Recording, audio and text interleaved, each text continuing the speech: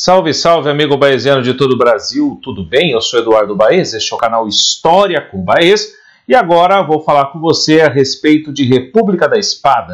Nós encerramos os vídeos anteriores falando sobre o Segundo Reinado, a sua crise, todo o processo de construção do ideário republicano, a desconstrução do ideário monárquico. E agora, após o golpe de 1889, a insurreição militar, que proclamou a República em 15 de novembro de 1889, vamos falar do primeiro governo, da primeira etapa republicana, chamada de República da Espada.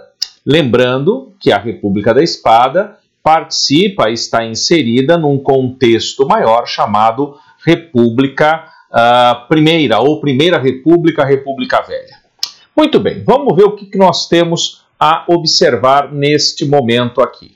Ok? Antes da gente entrar necessariamente na República, eu quero mostrar para você, retomando um pouco o que nós já vimos, como o Império foi se desgastando desde a década de 80 até o momento no qual ele é completamente desmontado em 1889. Você tem aí a imagem, observe aí no seu PDF. Aliás, vale lembrar em tempo, você que ainda não se inscreveu no canal, inscreva-se agora, aproveita agora que eu dei essa paradinha para você se inscrever, ative a notificação do sininho para você receber aí o recado quando estiver entrando no ar, ou ao vivo, ou uma aula que eu acabei de gravar, e também não deixe de se inscrever no formulário do Extensivo 2019, ainda dá tempo, e você também pode...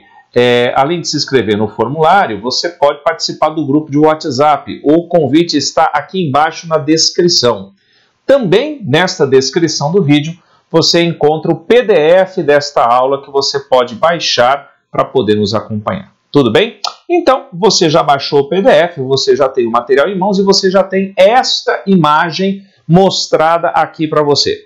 Esta imagem mostra momento no qual o Rio de Janeiro foi convulsionado por uma revolta chamada de Revolta do Vintém. O que foi essa Revolta do Vintém? Ainda no período monárquico, que mostra como a monarquia foi perdendo espaço e apoio da opinião pública. Veja só, o que nós temos aqui na Revolta do Vintém é um movimento popular.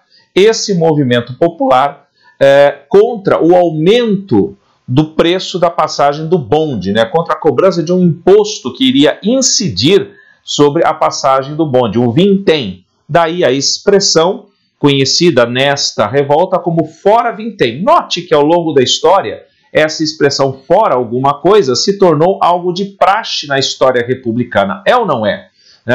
Mostra como a população não aderiu a esta ação do governo, a esta ação do Império, se revoltando fortemente. É uma revolta longa, observe aqui no cursor, de 28 de dezembro de 1879 a 4 de janeiro de 1880. Então nós temos aí praticamente uma semana de revoltas acontecendo em pleno ano novo contra o Império, contra esta ação econômica do Império. Deixa eu tirar a minha carinha daqui, que é para você poder continuar acompanhando o fluxo. Veja só, daqui a pouco eu volto, tá?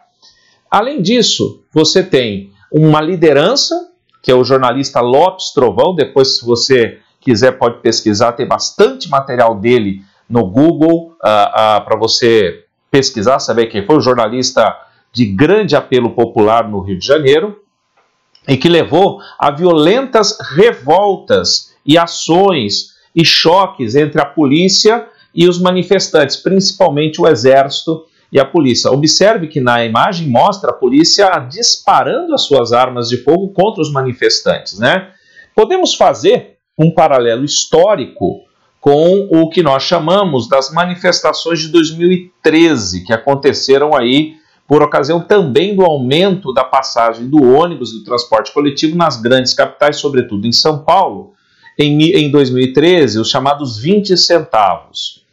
A ideia dessas manifestações era justamente protestar contra o aumento da passagem de ônibus em São Paulo, como eu já disse.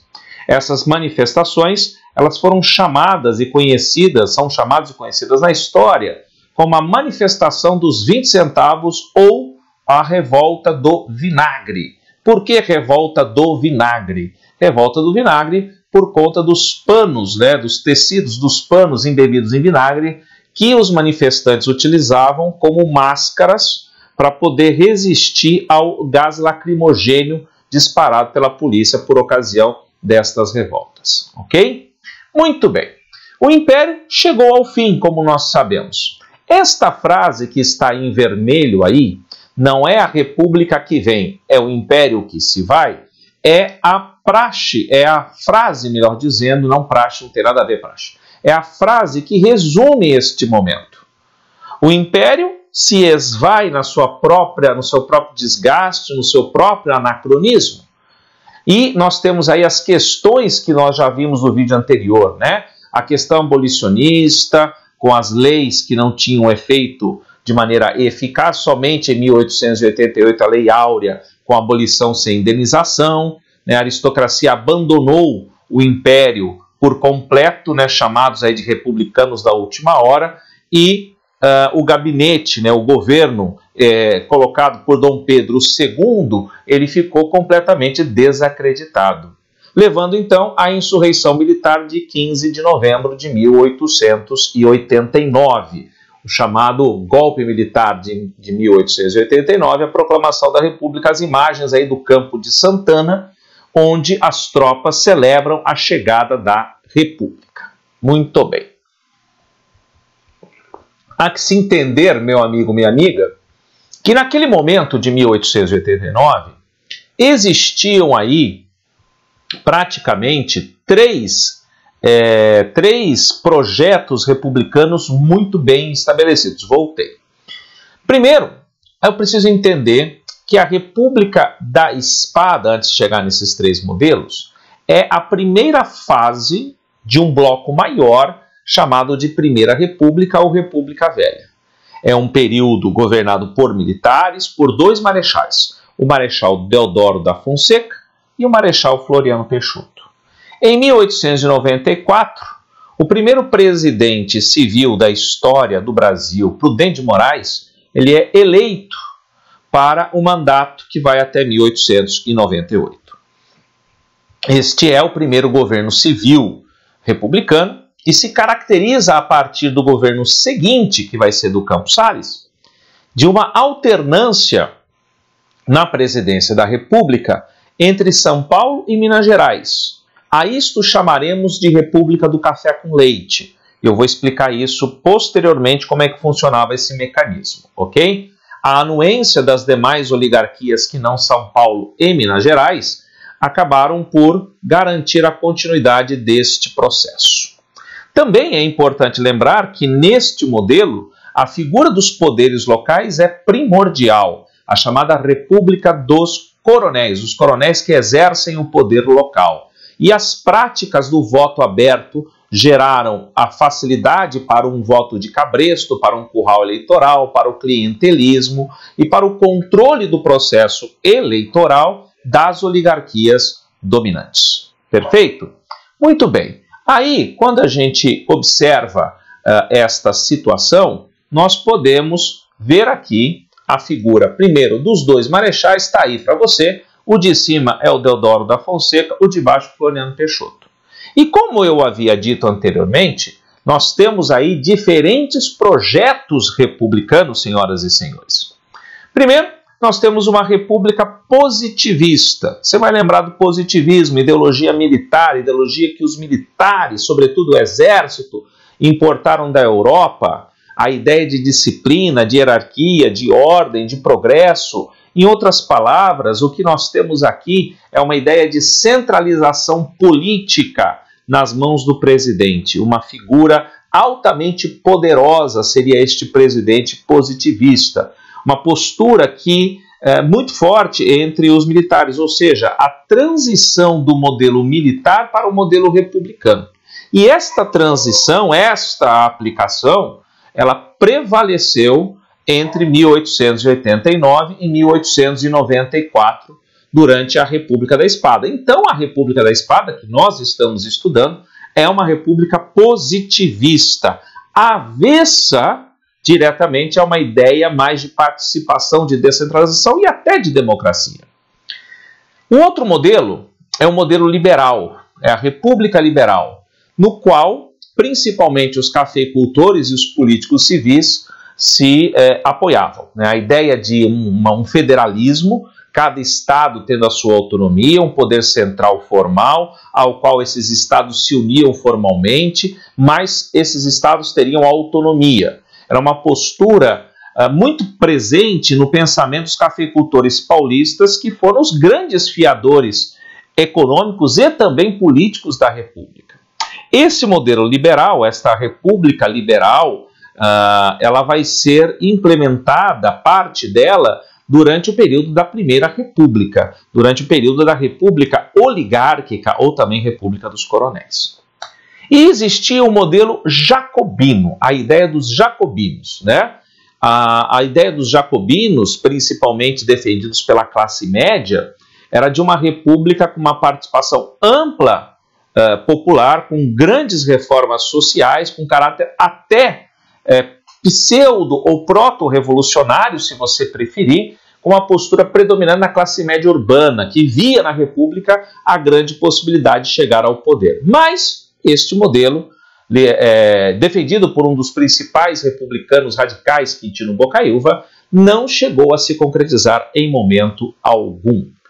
Ok, sigamos em frente um pouco mais para a gente entender o que nos espera aqui. Bom, o primeiro governante vai ser a figura do nosso amigo Deodoro da Fonseca. Ele vai governar de 1889 até 1891. Nós vamos dividir o governo do Deodoro em duas fases. A fase provisória, que vai de 89 até meados de 91, e a fase constitucional, que dura pouco tempo, a partir de 1891. Nesse primeiro momento, logo após a proclamação da República, lógico que este governo provisório vai buscar desmontar e desconstruir toda e qualquer herança monárquica. Por exemplo, vai se mudar a bandeira. Uma das primeiras formas aí de marcar a transição do regime vai ser a mudança da bandeira. Aquela bandeira tradicional do Império, que era a bandeira com o retângulo verde, o losango amarelo e ao centro o símbolo do Império, será substituída inicialmente por uma bandeira muito parecida com a bandeira dos Estados Unidos da América. Só que ao invés das listras vermelhas e brancas, nós teremos as listras em verde e amarelo. Não deu muito certo, não sei porquê, não pegou bem, né? A população e a opinião pública em geral, e mesmo os políticos, não gostaram muito dessa mudança. Isso foi no dia 15 de novembro. No dia 19 de novembro foi apresentada uma outra versão da bandeira. Agora a bandeira que nós conhecemos, com o retângulo amarelo, o retângulo verde, o losango amarelo e ao centro o globo com a inscrição, o globo que representa o céu brasileiro, com a inscrição Ordem e Progresso, a inscrição positivista Ordem e Progresso. Pois bem, se você pegar uma comparação entre a bandeira do Império e a bandeira da República, não vai ter muita diferença, a não ser o que está no centro, né? Isto porque trazia uma maior identificação na população que já conhecia a bandeira anterior. Na realidade, foi se mudando, e olha como a desconstrução monárquica está forte aqui. As cores verde e amarelo eram as cores da Casa de Bragança e da Casa de Habsburgo. E agora vai se dizer que o verde são as nossas matas, o amarelo as riquezas naturais, o azul o nosso céu e o branco a paz interna reinante no Brasil. E você vai ver que esse negócio de paz interna reinante no Brasil não é uma vocação da Primeira República. Teremos várias revoltas, daqui a pouco tem duas para você ver. Mas é o primeiro marco aí de transição, né? É um governo feito por decretos ainda, porque a Constituição de 1824 foi anulada, foi revogada, vai ser feita uma nova Constituição que entrará em vigor em 1891, e por esses decretos nós temos a separação, a secularização da Igreja e do Estado, e um dos primeiros grandes escândalos desta República, que será a instituição do casamento civil. O casamento era e é, dentro da Igreja Católica, que até então era a religião oficial, era e é, como eu disse, um sacramento. A partir de agora, o casamento se torna uma união civil, um contrato civil entre um homem e uma mulher, naquele momento, um homem e uma mulher. Era assim que era estabelecido, e a Constituição de 1988 ainda prevalece este mecanismo, embora já hajam mudanças sobre essa questão da união civil de pessoas, inclusive de pessoas do mesmo sexo, né? Mas é desse jeito que nós temos em 1889, nesse decreto, com a criação do casamento civil, que levou a uma grande discussão e a uma grande insatisfação por vários setores da sociedade civil. Por exemplo, nós vamos ver no governo Prudente de Moraes a revolta de Canudos. Uma das razões pelas quais Antônio Conselheiro, líder de Canudos, se insurge contra a República é justamente a instituição do casamento civil. Além disso, a prática, o decreto da grande naturalização, no qual todo o imigrante no Brasil é considerado brasileiro, imigrante europeu, com o intuito justamente de aumentar o número de eleitores e participantes civis da ordem de origem europeia. Isso claramente é uma necessidade, é uma ação do Estado nesse sentido, e convocam-se uma série de eleições, ou uma eleição, melhor dizendo, para a Assembleia Constituinte, que em 1891 vai elaborar uma nova Constituição. Do ponto de vista econômico, nós temos aqui uma tentativa de industrializar o país. A ideia era aumentar a circulação de dinheiro para estimular o consumo e, consequentemente, gerar o consumo de produtos industrializados. Não é isso que vai acontecer. Você tem que entender que nós estamos saindo de um período escravocrata, em que não existe ainda o mercado consumidor estabelecido, né? E esta ação do ministro da Fazenda, Rui Barbosa, um brilhante político, mas em termos de economia bastante complicado de se entender, a política chamada encilhamento de Rui Barbosa vai gerar uma grande crise econômica por conta de uma inflação e de uma especulação financeira na Bolsa de Valores que levará a uma quebradeira generalizada. Alguns autores eles chegam a dizer que as ações da crise do encilhamento elas chegam a antecipar em grande parte as consequências econômicas daquilo que ainda vai acontecer lá em 29. Porém, esta ação aqui foi uma tentativa de fato de se industrializar o país, mas foi completamente fracassada, né? A emissão de papel moeda, gerando a inflação, a crise econômica e a especulação financeira na Bolsa de Valores, que levou a uma quebradeira generalizada, uma crise que vai acompanhar a República Brasileira pelos anos seguintes, com características até de indissolubilidade num primeiro momento. Ela será resolvida, ou em parte resolvida, no governo do Campos Salles, com uma política chamada de Funding Loan, que nós vamos ver depois como é que funciona. Perfeito? Muito bem. Aqui você tem a assinatura da promulgação da Constituição de 1891. Primeiro, eu quero que você observe a imagem de cima. Olha o nome oficial do Brasil em 1891. República dos Estados Unidos do Brasil. Nós, os representantes do povo brasileiro, com Z, reunidos em Congresso Constituinte para organizar um regime livre e democrático, estabelecemos, decretamos e promulgamos a seguinte Constituição da República dos Estados Unidos do Brasil, Brasil com Z ainda. Pois bem, o que estabelecia esta Constituição de 1891? Primeiro, uma república federativa. Todos os estados eles são autônomos entre si, podendo eleger os seus quadros políticos. A extinção do poder moderador, com a manutenção de 3 poderes independentes. O executivo, representado pelo presidente da República e corpo de ministros. O legislativo bicameral, ou seja, com o Congresso Nacional formado por 2 câmaras, a Câmara de Deputados e o Senado Federal, ambos de maneira eletiva. Lembre-se que o Senado no Império ele era de nomeação do imperador e de característica vitalícia. E o Judiciário. voto universal masculino.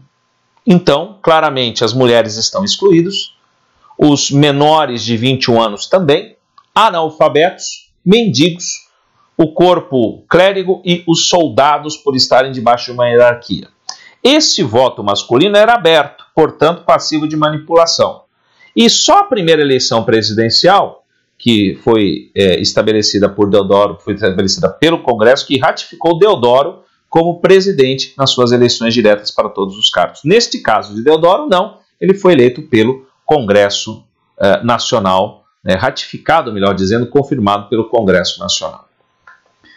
Muito bem, deixa eu ver aqui se dá para eu aparecer aqui, para ficar mais evidente para você as nossas conversas, né? Que assim a gente pode, dá para a gente ficar um pouquinho, daqui a pouco eu desapareço de novo para você poder acompanhar. Veja só, a fase constitucional do Deodoro foi bastante conturbada, não que a anterior não tivesse sido. O presidente, que é um general, melhor, um marechal de carreira militar, de combate, veterano da Guerra do Paraguai, militarzão velho de guerra, cansado de guerra, etc., ele está acostumado com uma cadeia de comando, na qual ele dá uma ordem e todo mundo obedece. Né? A cadeia de comando obedece. O parlamento, controlado majoritariamente por cafeicultores e por civis, terá, por vezes, problemas de estar vinculado aí à ideia de não ter um presidente que atenda também de imediato às suas reivindicações. Então, o presidente manda um projeto e determina que haja uma situação no qual tem que ser obedecido. E o Congresso, então, vai problematizar esta estrutura. Além disso, o parlamento vai ter as suas próprias vontades, o que levará ao choque, né? Devido a todas essas questões, Deodoro fecha o Congresso e decreta estado de sítio, estado de perigo constitucional. A partir daí, também vai acontecer uma primeira revolta da Armada. A Marinha Brasileira, liderada por Custódio de Melo, que era amigo do nosso amigo Deodoro da Fonseca, ele não consegue fazer essa situação de negociar, né, com a Marinha, porque a Marinha não tinha grande participação política, e Custódio de Melo, ele então irrompe numa revolta que será contida pela conversa, pela negociação de Deodoro com Custódio de Melo, o que levará à revolta dos setores mais radicais do Exército, que queriam uma punição mais severa aos marinheiros. Além disso, você tem uma reação violenta dos cafeicultores, violenta que eu digo em termos políticos, né? Setores do Exército, trabalhadores que vão entrar em greve na Central do Brasil, né, que era a grande ferroviária do Rio de Janeiro. Com toda essa pressão, Deodoro faz o seguinte: quer saber? Um abraço, vou embora, cansei e renuncia. E o vice dele, que havia sido eleito, era o nosso amigo Floriano Peixoto. E pela Constituição de 1891, Floriano Peixoto deveria ter convocado eleições para presidente, porque no prazo regimental, se a renúncia do presidente, se a ausência do presidente acontecesse antes de metade do mandato, o vice assumia e convocava novas eleições. Só que não é isso que o Floriano fez. O Floriano consolidou a República, se manteve no poder até 94, conhecido como Marechal de Ferro, porque tem uma postura absolutamente autoritária, né, e firme nas suas atitudes, e ganhou um grande apoio popular, né, principalmente no Rio de Janeiro, a capital da República, que era o grande termômetro da época, né? Através de ações intervencionistas, ele determina a redução dos aluguéis, né, o primeiro grande plano de casas populares, a limpeza dos cortiços, destruição dos principais cortiços. Isso vai ser depois mostrado aí na obra O Cortiço, de uma forma mais, não é no governo Floriano, mas já demonstrava essa situação da briga entre o poder público e esses cortiços, né? E também impostos eliminados para a carne, né, para baixar o preço. Então, essas medidas populares geraram, por um lado, um grande apoio popular, por outro, claramente era necessário, na visão da época, alguém que tivesse uma postura firme perante as ações políticas. 13 generais tentaram de alguma maneira, criticar e contestar aí as ações de Floriano. Floriano, então, mais do que depressa, no dia 31 de março de 1891, né, ou 92, se não me engano, eles haviam colocado esse manifesto e no dia 6 de abril seguinte, Floriano destitui esses generais, muitos deles são rebaixados, outros são presos, mostrando aí o caráter que Floriano não permitia qualquer tipo de crítica ao seu governo. Bem, em meio a toda esta ação, em 1893, irrompe no Rio Grande do Sul e vai se estender por Santa Catarina e Paraná uma sangrenta guerra civil entre o Partido Republicano Rio-Grandense de Júlio de Castilhos e o Partido Federalista de Gaspar Silveira Martins. Uma disputa pelo poder no Rio Grande do Sul que se estendeu pelos estados do sul do país. O PRR era um partido de origem positivista, ultracentralizada, que defendia o modelo centralizador de Floriano Peixoto. Já Silveira Martins, chamados de Maragatos, queria uma autonomia maior do legislativo, a volta de um parlamentarismo no modelo monárquico. Muitos monarquistas, inclusive, passaram a apoiar o Partido Federalista, e isso acabou identificando o Partido Federalista como algo ligado à monarquia, o que não era verdade, mas acabou se identificando e geraram ainda uma maior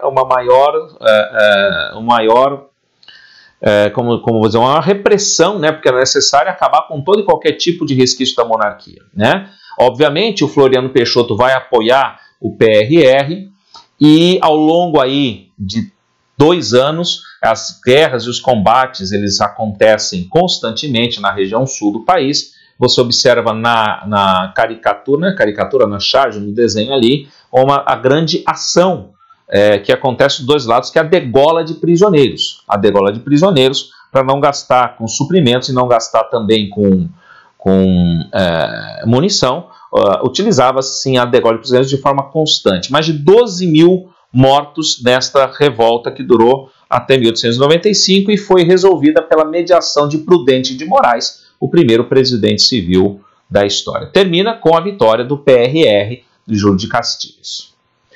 E, por fim, a última revolta que nós vamos observar, e deixo aparecer aqui para os detalhes aí finais, né, a última revolta que vai acontecer, será justamente a Revolta da Armada, que aconteceu já em 1891 e agora a segunda Revolta da Armada em 1893.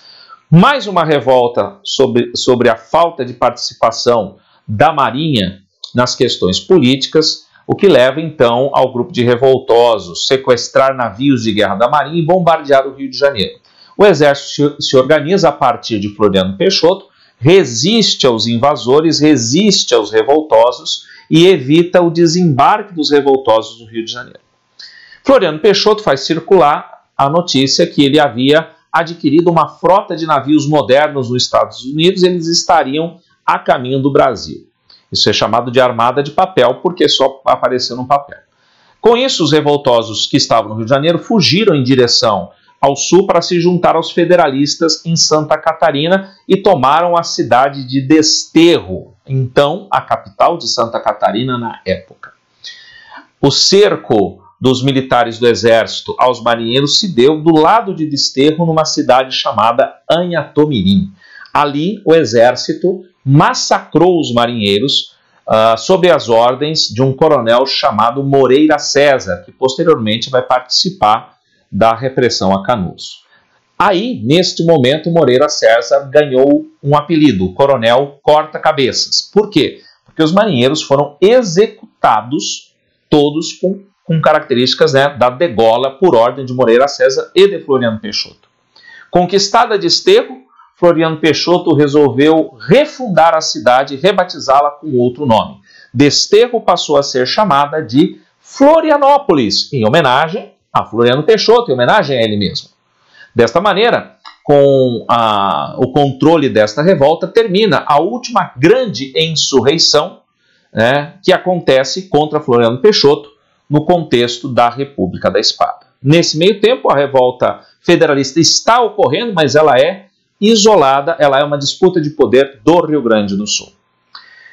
Um dos fatos que mais descontenta grande parte dos florianistas é que gradativamente Floriano Peixoto foi trazendo civis para o governo e em 1894 ele então faz a transição, uma eleição que vai indicar Prudente de Moraes, o novo presidente do Brasil, dando fim à República da Espada e dando início à República Oligárquica. Mas nós ainda estamos na República Velha ou Primeira República.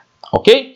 Esta foi a República da Espada. Eu sou Eduardo Baez, este é o canal História com Baez. Não deixe de se inscrever, de compartilhar este vídeo, de apertar aí, de marcar a notificação para você receber as nossas notícias. Se inscreva nas minhas redes sociais, no formulário e no grupo de WhatsApp. Estou esperando você, tá bom? Fique com Deus, até o próximo vídeo. Tchau, tchau.